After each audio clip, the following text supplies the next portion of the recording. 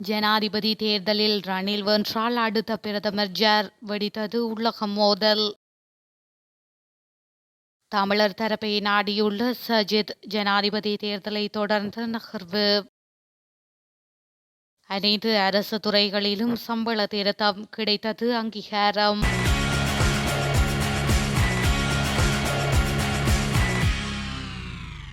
ஜனாதிபதி ரணில் விக்ரமசிங்கவிற்கு ஆதரவான குழுக்களுக்கிடையில் அடுத்த ஜனாதிபதி பதவி காலத்தின் பின்னர் அமைக்கப்படும் அரசாங்கத்தின் பிரதமர் பதவி தொடர்பில் முரண்பாடுகள் தோன்றி வருவதாக தகவல்கள் தெரிவிக்கின்றன. ஏற்கனவே 5 மூத்த அமைச்சர்கள் பிரதமர் பதவிக்காக காத்திருப்பதாகவும் தெரிவிக்கப்படுகின்றது. ஐக்கிய தேசிய கட்சியின் சிரேஷ்ட பிரதிநிதியொருவரும் பிரதமர் பதவிக்கு போட்டியிடுவதாகவும் தற்போதைய பிரதமர் தினேஷ் குணவர்த்தன, அமைச்சர் நிமல் ஸ்ரீபால டி சில்வா உள்ளிட்ட 5 இதனை எதிர்பார்த்துள்ளதாகவும் அந்த வட்டாரங்கள் தெரிவிக்கின்றன. இந்த நிலையில் ஜனாதிபதி தேர்தல் பிரச்சாரத்தின் போது குழுக்களுக்கிடையில் பல்வேறு சர்ச்சைக்குரிய சூழ்நிலைகள் உருவாகி வருவதாக நெருங்கிய வட்டாரங்கள் மேலும் தெரிவிக்கின்றன. ஐக்கிய மக்கள் சக்தியின் ஜனாதிபதி வேட்பாளரும் எதிர்க்கட்சி தலைவருமான சஜித் பிரேமதாசவை தமிழ் தேசிய பொது கட்டமைப்பின் அரசியல் கட்சிகளின் பிரதிநிதிகள் சந்தித்து கலந்துரையாடியுள்ளனர். சஜித் பிரேமதாசவின் அழைப்பில் எதிர்க்கட்சி தலைவரது அலுவலகத்தில் இன்று காலை 7:30 மணியளவில் குறித்த சந்திப்பு நடைபெற்றது. தமிழீழ விடுதலை இயக்கம் சார்பில் அதன் தலைவர் செல்வம் அடைக்கலநாதன், செயலாளர் நாயகம் கோவிந்தன் கருணாகரன் மற்றும் பேச்சாளர் குருசுவாமி சுரேந்திரன் ஆகியோரும், ஜனநாயக மக்கள் விடுதலை முன்னணி சார்பில் அதன் தலைவர் தர்மலிங்கம் சித்தார்த்தன், ஐக்கிய மக்கள் சக்தியின் வடமாகாண பிரதம அமைப்பாளர் உமா சந்திரா பிரகாஷும் கலந்து கொண்டனர். தமிழ் தேசிய பொது கட்டமைப்பு பொது வேட்பாளர் களமிறங்கியுள்ள நிலையிலேயே எதிர்வரும் ஜனாதிபதி தேர்தலில் போட்டியிடும் வேட்பாளராக சஜித் பிரேமதாச பொது கட்டமைப்பின் உறுப்பினர்களை சந்திப்பதற்கான அழைப்பினை தனித்தனியாக அரசியல் கட்சிகளுக்கும் பொது அமைப்புகளை சார்ந்த பிரதிநிதிகளுக்கும் விடுத்திருந்தார்.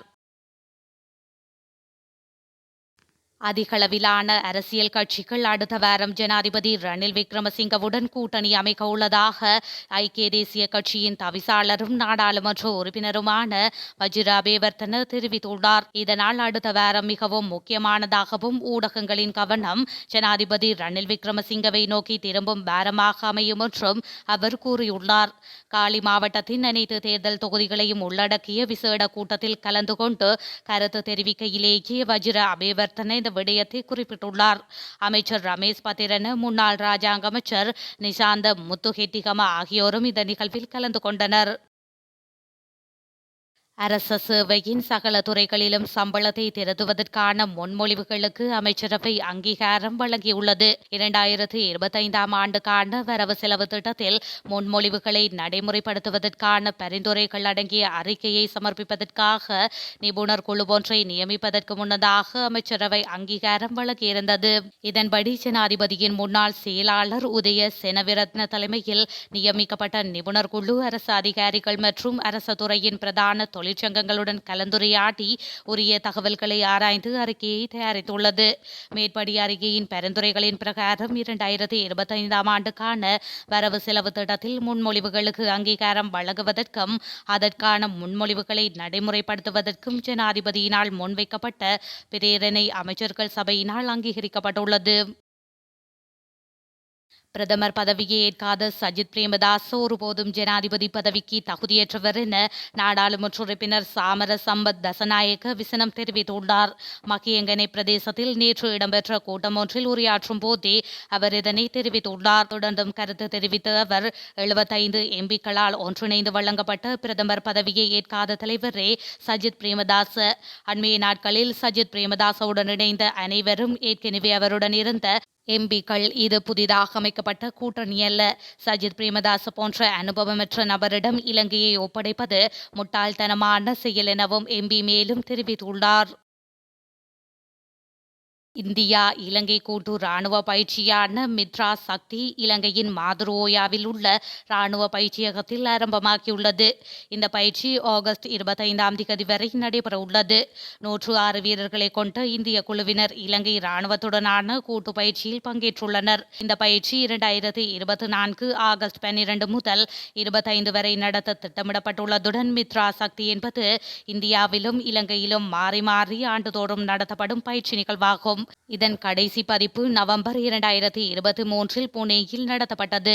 ஐக்கிய நாடுகள் சபை கட்டளையின் 7வது அத்தியாயத்தின் கீழ் துணை மரபுசார் சூழ்நிலையில் கிளர்ச்சி எதிர்ப்பு நடவடிக்கைகளை மேற்கொள்ளும் வகையில் இருதரப்பினரின் கூட்டு இராணுவ திறனை மேம்படுத்துவதே இந்த கூட்டு பயிற்சியின் நோக்கமாகும் என்று அறிவிக்கப்பட்டுள்ளது.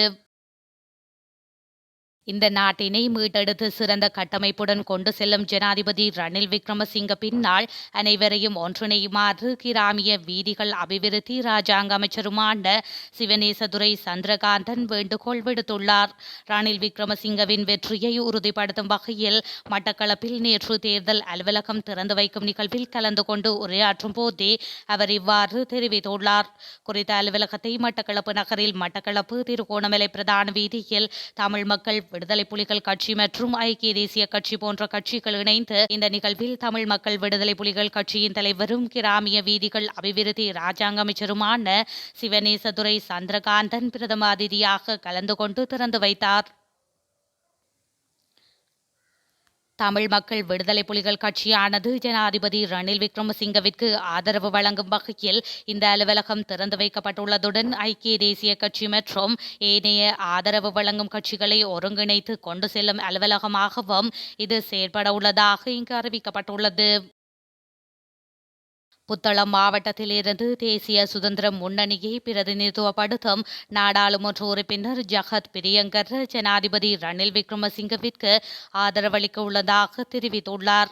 அவர் இன்று ரணில் விக்ரமசிங்கவை சந்தித்து எதிர்வரும் ஜனாதிபதி தேர்தலில் ஜனாதிபதிக்கு தனது ஆதரவை வழங்குவதாக அறிவித்துள்ளார். முன்னாள் ராஜாங்க அமைச்சர் சனத் நிசாந்த கட்டுநாயக்க அதிவேக நெடுஞ்சாலையில் இடம்பெற்ற விபத்தில் உயிரிழந்ததை அடுத்து ஜகத் பிரியங்கர் நாடாளுமன்ற உறுப்பினராக நியமிக்கப்பட்டிருந்தார். இதேவேளை ஐக்கிய மக்கள் சக்தியின் நாடாளுமன்ற உறுப்பினர் ராஜித சேனாரத்னவும் ஜனாதிபதி ரணில் விக்ரமசிங்கவிற்கு தனது ஆதரவினை தெரிவிக்க உள்ளதாக தகவல்கள் வெளியாகியிருந்தமை குறிப்பிடத்தக்கது.